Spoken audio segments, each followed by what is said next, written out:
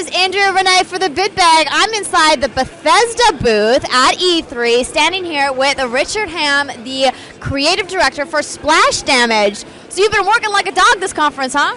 Yes. Yes, I have. You look super tired, and I can guess why, because BRINK looks absolutely amazing. Tell me a little bit about the software and the development process that went into making this game. Oh, sure. Well, we've been working on the game for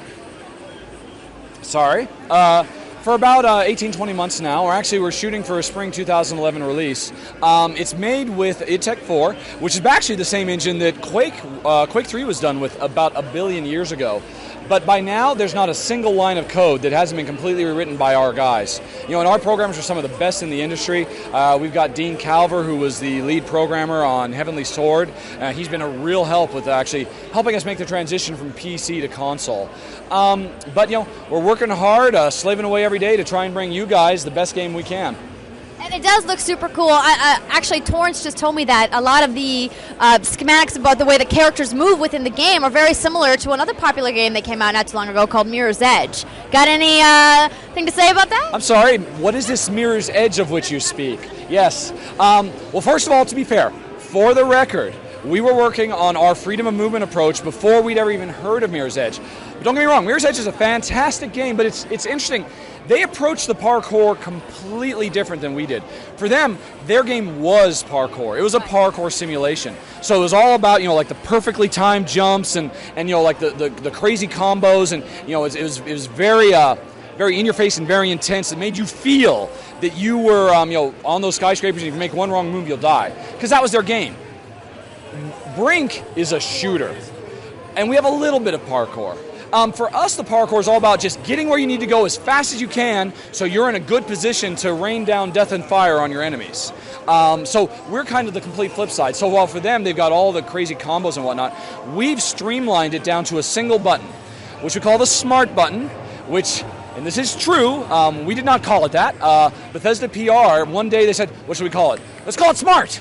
Okay, Bob, what's smart stand for? I don't know. And they literally came up with smooth movement across random terrain. Wow. Well, yes, I mean, they earned their paycheck that week. And basically what it means is you hold that button down. It's our sprint button, which by default is the left trigger.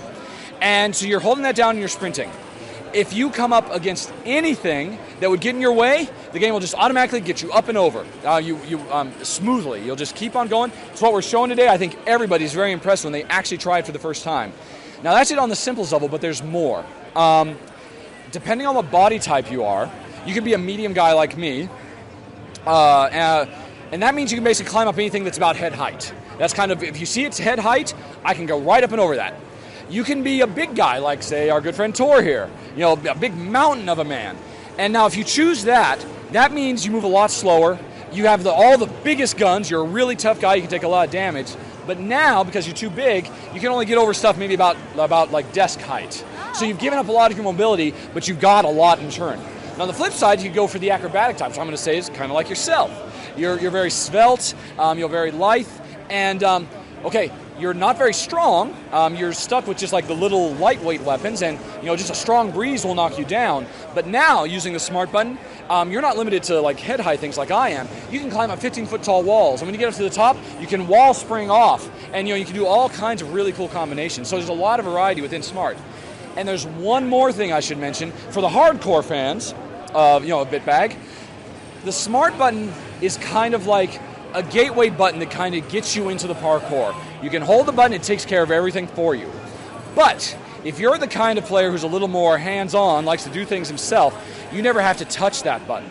You can do everything with the smart button with combinations of crouch and jump.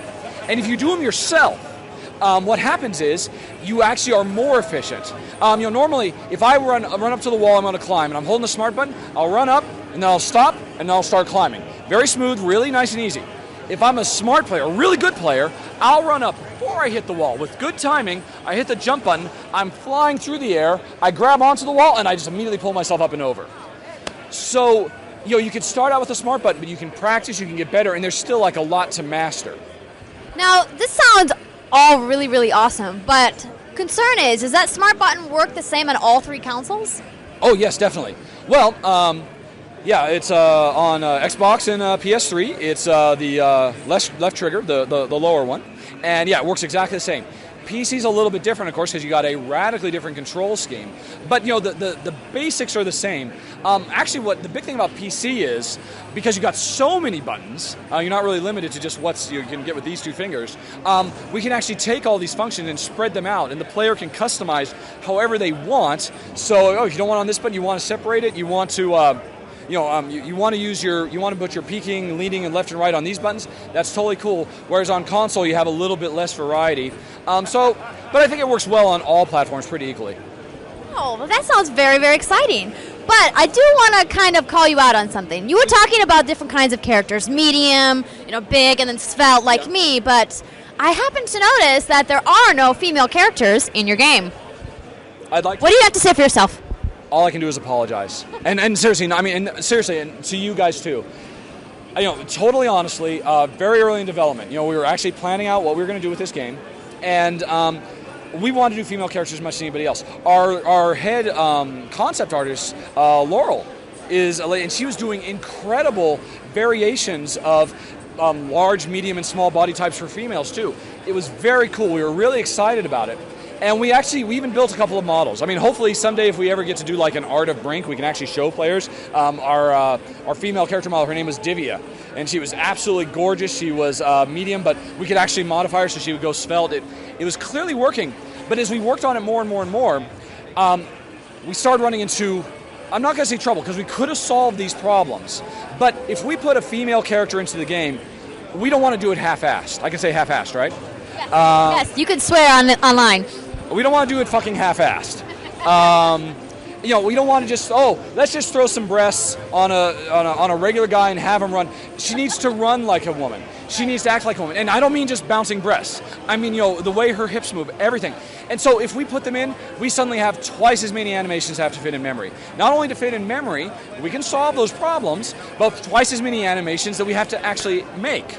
So that's just one of the big compromises we'd have to make. The same is true for clothing as well. Because we don't want to just, hey, let's just slap the male clothes on the female body.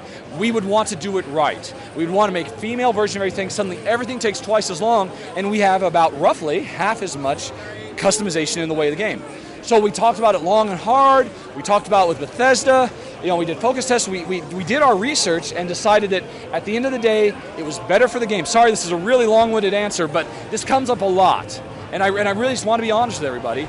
We decided it was better for the game to give more variety within the one sex as opposed to literally cutting everything in half. We suddenly don't be able to do half as many unique actions because we only have half the memory for animations. It kills us. We love the frag dolls. We know we've got a lot of female fans, but it was the right thing to do for the game. It's all right. We'll forgive you if you can make us some kind of weak promise that I might let you out of later if you say that in the next installment of the game, you will bring a female in. I will happily make a weak promise that you can let me out of later that in the next installment, we will bring in a female character in the game. That's all I can ask for. Thank you so much for your time today, Richard. I hope you enjoy the rest of the conference, and we look forward to seeing BRINK. All right. Back to work for me, though. All right, guys. I'll check you later. There's something about the name, Hershey's Nuggets, that doesn't sound right. Ow!